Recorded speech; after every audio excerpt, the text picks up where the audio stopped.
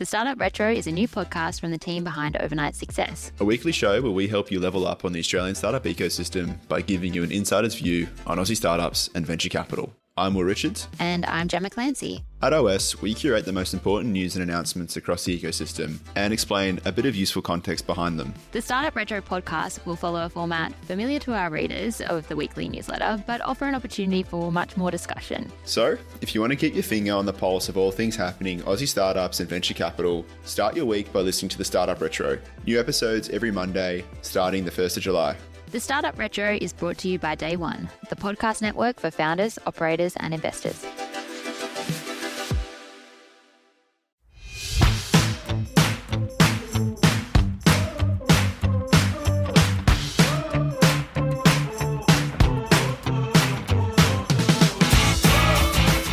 Welcome to FinTech Fun.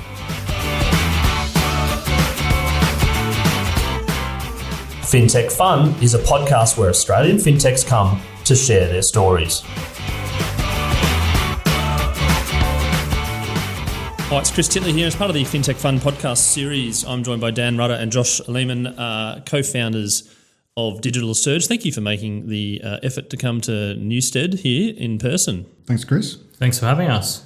Now, Digital Surge, let's go back to the early days, the beginning of the company, how it all began and how you guys met and that first kind of incorporation as a company.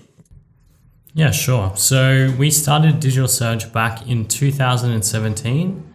Back then, there wasn't really much platforms or easy way for people to buy and sell cryptocurrency.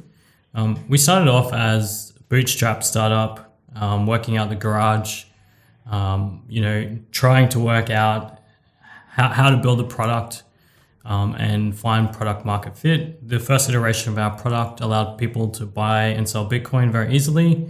And as crypto market constantly moves and is always evolving, we continue to develop our product. We actually went through the QT Accelerator program, and that's how we met Yotam. He was our course coordinator. Yotam's actually here, by the way, but give us a wave. He'll be relatively silent during the podcast. We might drag him in, we'll see. And Dan and I, we've known each other for probably close to 10 years now. We used to work together before we started Digital Surge as IT consultants, looking after business networks, building secure systems. So strong background in technology. Dan had a strong background in management. We had some moderate success in the early days. And we went through the QT Accelerator program and, expanded our knowledge and our network. And we started to iterate on the product. We found that after speaking with our customers and being a lot more involved in the industry, we found what people wanted. So we went back to the drawing board and was relatively quiet in the market. We sort of pulled back our marketing activities and rebuilt the platform from scratch. And it significantly changed. We launched that in... Was it the end of 2020, Dan? Yeah, December 2020. December 2020. And we had month-on-month growth as soon as we launched because the platform changed from being able to buy Bitcoin and Ethereum to 100 multiple and something currencies coins. And different ones that have merged over that period of time during COVID, etc. We redeveloped the whole dashboard, built portfolio. It's a significant improvement from the previous iteration of the product. And month-on-month, we were growing quite significantly. And I reached out to Yotam because we just didn't have the capacity or bandwidth in-house with the team we had to manage the marketing, manage partnerships. So he came on board as an advisor, helping us to grow the team. So he was looking after certain areas of the business, the marketing, and helping doing interviews to scale the team. And we just continued to grow month on month. And then Yotam actually came on board full time. So from our advisor at QT to now our head of operations, it's in a nice little circle. And up until the FTX saga, the business was doing very well. We had some of our strongest months on record for trade volume, revenue generated, up until we had to go into administration. We were really heavily focused on the partner industry, SMSFs in particular. We were the leaders in the industry at the time. We had the most data integrations. We were getting thousands of SMSF clients, high net worth individuals, as we're looking after partners. So yeah, that's sort of the brief history of how Digital Surge began and a small evolution of up until the FTX saga. Yep, and Dan, when you went live with the product in sort of 2020 with all those cryptocurrencies, and there is a business that you're in full time, and you're seeing accounts opening. I mean, what was the feeling like at the time then in regards to a broader acceptance of cryptocurrency and what you're doing is providing people an opportunity to improve the value of their wealth? Yeah, well, we spent a lot of time trying to find that product market fit. It took us about 12 months to actually release something to the public, and we saw an immediate uptake, which was Remember great. that first day, by the way? That first. We certainly do. Tell us about the first day, mate. First day. Well, I guess it's probably more the first week. The numbers of user accounts were increasing exponentially. At the time, there was the three of us. It was COVID times, so we're all working from the shed, working from 6 a.m. to 12 midnight every day of the week, trying to. It was It was a bit of a bull run at the time. Banks were breaking because there was too many deposits coming in. The verification systems were breaking, so all crypto platforms were failing to be able to onboard the number of users. So we were then creating manual approaches to be able to onboard them as quickly as possible, just to get customers operational and give them the ability to. I think someone talked about in a previous podcast Doge Friday, I think it was, Elon's tweet. Is that? Do you remember that day? I do remember that day. That was. I mean, those days are fun. I mean, it's super busy and you don't know what's happening, but you just make sure you pull every stop out to be able to keep the service up and keep it operational. Yep, and the name Digital Surge obviously saw a bit of a surge digitally from a cryptocurrency. Where did that come from? Sure did. So that was Josh's. There's a bit of a play on words. So digital meant digital currency. Surge is like it's gonna be an upbringing or uprising of cryptocurrency. And from the user point of view and the consumer point of view, it was all reasonably new, even though you'd been in the industry for many years now and sort of had seen sort of the uptake of what cryptocurrency can do. From a person that trades on your platform, how do you help them through the sort of the rocky roads, the volatilities to say, well, this is what it is, this is where your money is going, and this is the practical use? Yeah, I mean, it's definitely a challenge. Because it's quite a complex and new technology, and there are so many different cryptocurrencies and different underlying technologies and the way that they work. It's not necessarily very forgiving. As crypto, you can be your own custodian, but you can also lose the crypto if you send it to the wrong address, and there's a lot of things to take into consideration. So when we're building the product, we're always focused on the customer first and about the customer and user experience. So that's been reflected in the different things we've done. So from when we design the product, we're always thinking about the customer first. What would their experience be like using this, and how can we try and distill it and make it as simple and easy and intuitive as possible? And then we wrap that around with our live customer support. When we first started the platform, our competitors at the time, they didn't have much capability of interacting with them except via ticket system or email. So we spent a lot of time working on building the transparency, publishing our faces, our photos of who we are, what our background is. We implemented our live chat system. So is it safe to deal on there? Who's behind it? Yeah, I mean, there's a lot of cryptocurrency platforms out there where there's no details about who owns it, where the office is located. So you're like, well, who are we kind of dealing with? Yep. Yeah. And then moving forward to recent events, from afar I see, FTX play out in the press, and then I see in the press, Digital Surge is sort of caught up in it all. But from a person that's not overly familiar, do you want to give a bit of an overview of what essentially happened during that period of time?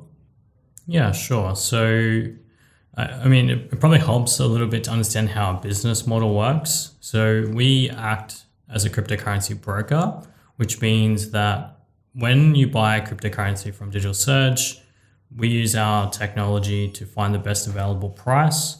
And in order to do that, we pair into a whole bunch of different marketplaces around the world. And is that a specific sort of IP or it's that algorithms that's kind of, that it's your secret sauce? That's right. So it's our own IP that we've developed over the years. We've been heavily involved in cryptocurrency trading. And one of the things that we find in cryptocurrency is because there's not one central authority that dictates the price, you see different prices across different markets. As opposed to the Australian Stock Exchange. Correct. For instance, for shares. Locally. Yeah, there's hundreds or if not thousands of different marketplaces out there. So the prices vary between those exchanges, and our technology analyzes all of the different markets and finds the best possible combination, so that it allows us to give our customers better pricing and provide just one simple place to come to buy and sell a cryptocurrency. And then we obviously do a lot of trading on those platforms, so we get better discounts on fees and rates as opposed to if customer went direct. So volume-based rebates, essentially. Yeah, it's based on volume and other factors. And it's also the way the technology works is that we can route the orders not directly from, say, if you're buying Bitcoin with Australian dollars, that might seem like the simplest path, but it may not be the cheapest path. It might be cheaper to first buy another cryptocurrency, then convert that. So our technology can analyze those paths in real time and find that best available route. And that technology we've been developing for at least 12 months. And so it's sort of enterprise grade cryptocurrency for people that actually want to, that really care about the price. Like, I mean, I'm thinking in an analogy, and correct me if I'm wrong, like, sports betting, you've got 15 different bookies, they've all got different prices. You're in essentially trying to get the best price for someone to say, hey, the Broncos are going to beat the Dolphins on Friday night. Oh, and it's $1.90. You go get $1.90 with Sportsbet or something versus $1.65 somewhere else. Is that kind of in someone's head? That's exactly right. I mean, anyone can do this. If they go and open up 20 accounts on 20 different platforms, Gotcha. Yep. Get their fees low on all those platforms by bringing down the FX is another one as well, obviously. FX, and then managing all of the liquidity in each of those locations. But most people can't do that because they don't have those volumes, or they don't have the time, Gotcha. or they don't have the experience. So we're just creating that management layer over the top. Right. Okay. And also, I guess the secret sauce is that we can go another level deeper by looking at different combinations that may not be directly visible to someone else if they're looking at the price. So that technology had been evolving over that period of time, and when we decided to onboard with FTX, they were the second largest cryptocurrency exchange by trading volume. We had been trading with them through testing and in another entity for at least 12 months beforehand, and we had zero issues with the platform. And we engaged with their CEO locally. We went through a month or so of due diligence, being onboarded as a cryptocurrency broker, and I believe our account was opened up on the 31st of October, and we had sent funds over to the platform in preparation to plug it into our new tech. And then on the 11th of And is that what happens, broadly speaking, with most onboarding? You said there's a deposit or something that you send funds over, or is that through your platform that you're sending funds through? Like someone's trading and therefore it goes through their system? Yeah. So initially there's a bit of a due diligence, a lot more due diligence than a standard user account because we're a broker. And then you need to fund the account to be able to start doing some trades. And there's some other technology integration in the background through APIs to be able to build it into the tech. So there's a fair few steps that need to happen. And how many brokers or intermediaries would you trade with, broadly speaking? What are we talking about now? What, 5? We have approximately 5 on, but we are continuing to add more. Okay. Yep. So that gives a bit of a context. Yep. Okay. And then through that process, you probably heard whispers or rumors of what was happening with FTX closer to the time of whatever happened in terms of that weekend. I mean, talk us through your mindset then and what you're hearing and how it all sort of panned out. Yeah, that's right. I mean, we had our account open up on the 31st of October and the 11th of November. So it was 11 days between us having our account open and active and FTX collapsing.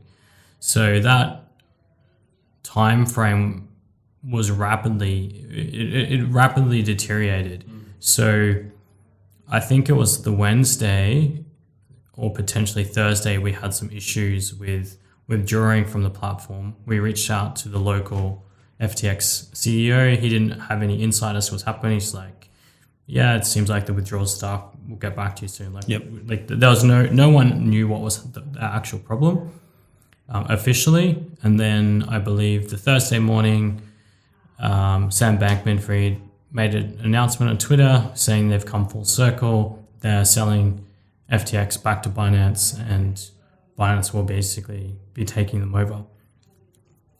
So obviously that was quite a big shock to hear that. I think Binance then said subject to due diligence. That's correct. And then a few hours later, the deal fell through. So It was Thursday or Friday our time, I believe so. Yeah. So that was a very stressful situation. Obviously, we were closely monitoring it to see what was happening. And then I believe Friday, Justin Sun from the Tron Foundation / network said that he's working on a Tron recovery plan. And we were able to successfully withdraw some funds from the platform on Friday through the Tron network. So we're like, okay, maybe it's a temporary issue, a liquidity problem, because they've had withdrawals. You know, being such a huge platform that had sponsors all around the world, naming rights to arenas, the multi-billion dollar. Still got them. Yeah. Yeah. So we're like, okay, you know, it doesn't sound great, but let's not panic straight away. And then Saturday morning, they announced Chapter 11 bankruptcy. So you can see the condensed time frame. Then Thursday withdrawals, having issues. Friday able to withdraw some funds. Saturday morning they're now in bankruptcy. So. But it happens quick. It happened, last 2 weekends ago with the bank in. That's correct. In reconciliation of all deposits, but then that we're still shaking 2 weeks later in terms of the contagion of some of these regional banks. So it all happens out of nowhere. From your point of view, then that Monday and Tuesday, shock to the system. How can you get back onto business, and what can you do to kind of reconcile what's just happened? Yeah, that was a big shock to us. A lot of scenarios we hadn't considered. So we had to talk to the legal team to find out, look, what are we obliged to do? How do we make sure that we can not cause additional problems with customers, maybe stem the flow?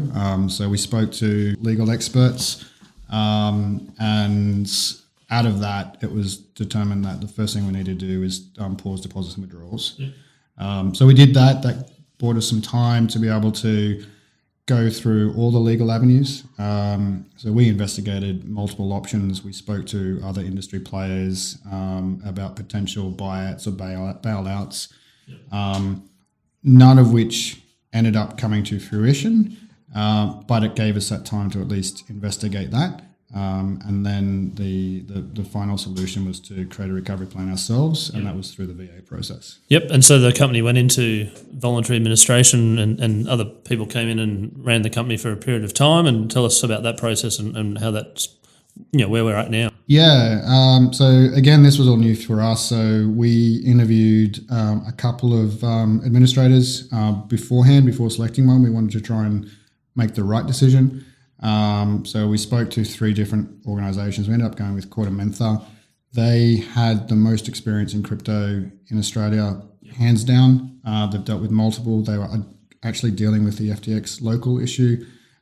So from our point of view, we felt like they would be able to come up to speed much more quicker, and they would have an inside knowledge on the FTX side, so there wouldn't be double spending and all the rest of it. Yeah, and sort of that track of like correspondence, so to speak, as opposed to hearing it third party and then investigating. Whereas if they're acting for the master company, or at least connections with the master company, it'd be a bit more streamlined. That's right. And I mean, we reviewed it. We knew at this point, look, our hands are off at this point. It's going to be out of our control. We can just put our best foot forward, let them do their job, and then go through the process to come out the other side. Yep. And we're sitting here on the 23rd of March, sort of latter March. When did the decision in terms of coming out of VA and you re-emerging again, I suppose, as opposed to being put into liquidation, when did that all happen? It was always our goal to do that, but the key time period was the second creditors vote, which was in late January. So once that was voted on, which we ended up getting a 90% vote for the Docker.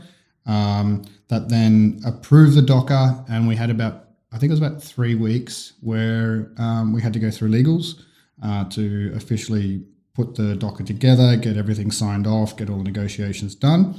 At which point we managed to do it on the very last day allowed under the rules. The rules. Statutory laws. Yeah. That's right. Which then allowed us to get the crypto back the following day. And then we were able to instigate the Docker within 24 hours. And reopen the doors again. Reopen the doors, allow withdrawals. That's right. And I'll get Josh your views on that day that you wanted to reopen the doors and sort of put the T-shirt back on again. Yeah, I mean, that whole process, I think it was around 8 weeks in total. It was definitely very up and down, and there was no point in time that we were 100% confident that we would be in the position we would be now, because it's the statutory obligation of the administrators to find the best possible outcome for the creditors, so they do not work for us or the company, and that obviously involves them looking for other people to buy the company, and they had other offers, so there was, required us to have a very strong offer that beat any other offer on the table. And they obviously kept their cards very close to their chests. And it was only right at the final hour where we really knew what the outcome was going to be. And obviously, we were very hopeful that our proposal would be accepted, as we believed it's the best possible outcome for all creditors, as they will get an initial repayment that's higher than any other offer, as well as they'll receive payments back for the next 5 years. So we wanted to not delay the process, and we were working in the background in anticipation and had done all the technical work, all the testing and QA. So essentially, as soon as the legal documents were signed, we were able to get up and running and open almost straight away. Just on that key point, you mentioned that the best possible outcome for creditors, and you did mention 5 years. Was that something that you put to the administrators to say that this is our goal, and bear with us, but this is obviously a terrible event that happened, and people have owed money, but and how did that get sort of received, I suppose, from creditors? We so when we were putting together the proposal, there was a couple of key things that we wanted to be able to achieve, and that was to be able to return crypto back. There's a couple of benefits there. It's never been done in an administration before, so that was a bit novel. So that's someone that's traded with you that bought, $5,000 worth of Bitcoin. It's been sitting there in the hands of the administrators, and then let's say it's me, then being able to then get that $5,000 out. Is that? That's right. So under normal terms of administration, everything just converts back to AUD, and then you get paid out in the AUD. Okay, yep. But with crypto, there's tax implications on that. Because you're putting a sell transaction in theory. Correct, that's right. Gotcha. Yeah. Yep. So the way we designed it was so that the amount of the assets that are available can be returned to customers, rather than converting that to AUD and creating a CGT tax implication for the customer. That proportion goes back as the assets that they have. And so I can sell and buy as I choose. Correct, that's right. So a customer could immediately sell and get out. That was their choice. Or if they were holding those assets for a period of time so that they could get the 50% CGT discount, they wouldn't lose that on their assets. Okay. There are lots of complexities there from customers' point of view. Think about it, right? It's been challenging because our ethos is how to make things simple. But with this process, there's pretty strict legal railguards and guidelines we need to work within. So that's using certain terminology, what we can and can't do, and trying to distill that down to make it as easy as possible for people to digest. And the key thing is that the initial amount people got back, even though it was in crypto instead of AUD, it would be the same or more, or it'd actually be more than, because we contributed additional money ourselves than if we went into liquidation. And most people that have crypto, they're expecting it to go up in value over a period of time. So by allowing them to retain the crypto, they still get that advantage. And then the remaining amount that is owed to them is paid back to them as AUD. And we chose to use a 5-year period because we believe that would be enough time for us to repay everyone back due to the way the market cycles work. We expect that there'll be a bull run in that period of time. We're starting to see some market activity now and allow us some time to rebuild the user base, rebuild the trust. Amongst all that was going on at the time in your head about whether the company will survive or not survive, or people get X amount of dollars back in terms of recoupment, was there any sort of variability on the cryptocurrency prices at the time for you to go, well, actually kind of needed to go up or not, or was it kind of neutral in the whole process? Well, that was a big factor that we were focusing on, because the longer we left the administration, the more opportunity the price could go up or down. Crypto, you don't know which way it's going to go. Yep. So our focus was just get the process completed as quickly as we humanly can so that we can minimize any impact by market movements. So that was the most control we had. So time as opposed to price, really. Correct, yeah, Yep. because we can't control the price. Yep. We could put some sort of controls on the time. We just made sure we delivered everything to the administrators as quickly as possible. Then it was up to them to actually go through their process. Yeah, the longer we draw the process out, it just means the administrators take more fees, which comes out of the funds that are available to distribute. True. And then let's go to Digital Surge 2.0, putting the lights back on and returning the crypto and people trading again. When was that, and describe that day, if you can remember it. That day, so we'd been preparing for it for weeks. So the dev team had been putting in all of the code that they needed to be able to do the distribution. So we were prepared. The thing that was most time consuming was receiving the crypto back, because there's 310 different assets that you need to get back, you need to account for, and then you need to rebalance. When we were originally sending the crypto to the administrators, it took 5 or 6 days. But from the lessons learned, we managed to get it back within 24 hours, which was good, because they were learning the process as well. They were setting up new infrastructure, so it was new for everyone. And then once we got it back, we were able to do the full redistribution and reopen within 24 hours.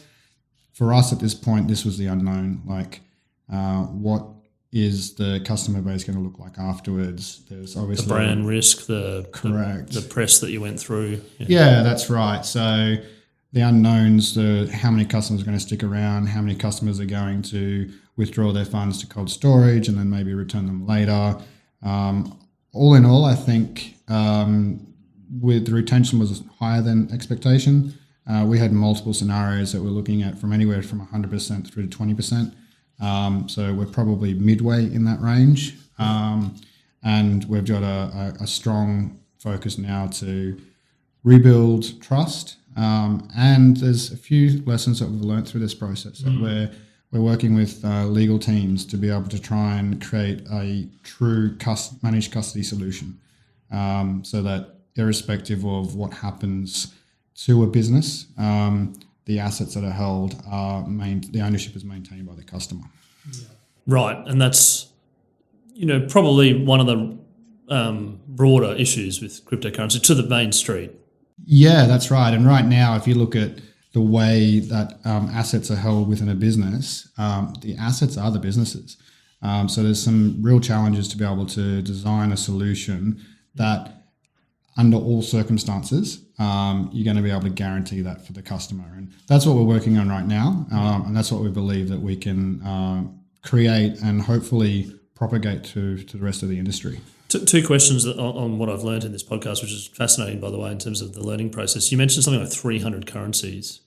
Is that do you think that's like rational, or do you think that there needs to be 500, or do you think that there needs to be like 20? Or in terms of trading volumes, I could name like 3 myself, but like there's 307 that I can't name. I mean, are they, legitimately, from a number point of view, I'm not saying, up or down, but is that a high number, you think? The 300 we have is, there's thousands out there. Yeah, okay. Right. So as a subset, it's in Australian availability, it's on the higher end of all exchanges.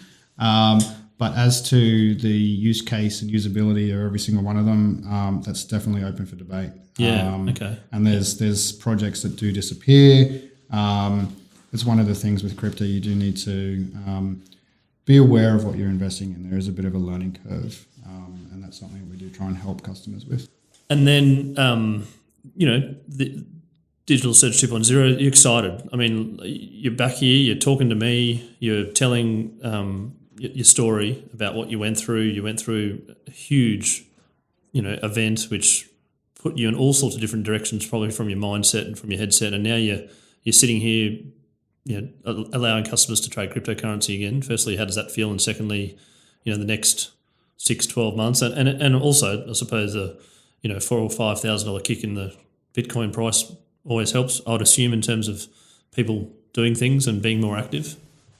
Yeah, I mean, the market increase obviously gets people interested in it again. I mean, I'm excited that we've got the platform open up again. And there's obviously been a lot of criticism and a lot of heat. And in hindsight, or in reality, it would be easier just to fold the company up, not contribute additional money. But that's not what we stand for. And we've been in operation since 2017 for 5.5 years. And we've grown and built this business up, and we want to do the right thing by the customers to the best of our ability that we can. And if we could have repaid all the crypto, we would. I mean, there's a lot of unknowns with what will happen with the FTX claim. So we want to make the changes necessary from the lessons we've learned to rebuild the trust. And I'm excited to actually work on some of these initiatives. So we did our leadership planning meeting the other day, and we're working through what our goals are for the next 3 months. And from a product perspective, to me, it's quite exciting to work on these new sorts of systems, which we believe would differentiate us from the rest of the competition in the market, and provide some more assurance to our customers that this sort of thing wouldn't happen again. And the feedback that you've got from the retention, the customers that you've retained, and the activity levels of people that have come and reached out and said g'day, are you sort of wooed by that and get that enthusiasm, people that are trading again with you? Yeah, it is. There's the quiet majority that generally just provides feedback directly to us, and it's great to hear that come from our customer base.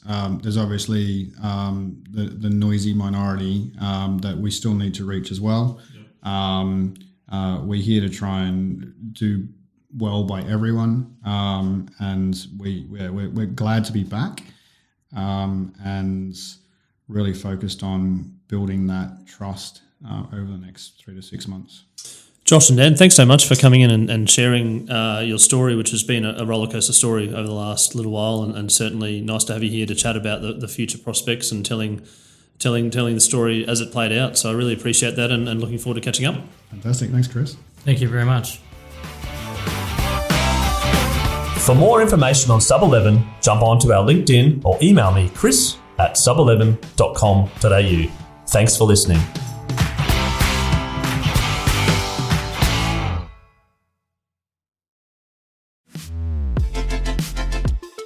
The Startup Retro is a new podcast from the team behind Overnight Success. A weekly show where we help you level up on the Australian startup ecosystem by giving you an insider's view on Aussie startups and venture capital. I'm Will Richards. And I'm Gemma Clancy. At OS, we curate the most important news and announcements across the ecosystem and explain a bit of useful context behind them. The Startup Retro podcast will follow a format familiar to our readers of the weekly newsletter, but offer an opportunity for much more discussion. So, if you want to keep your finger on the pulse of all things happening Aussie startups and venture capital, start your week by listening to the Startup Retro. New episodes every Monday, starting the 1st of July. The Startup Retro is brought to you by Day One, the podcast network for founders, operators, and investors.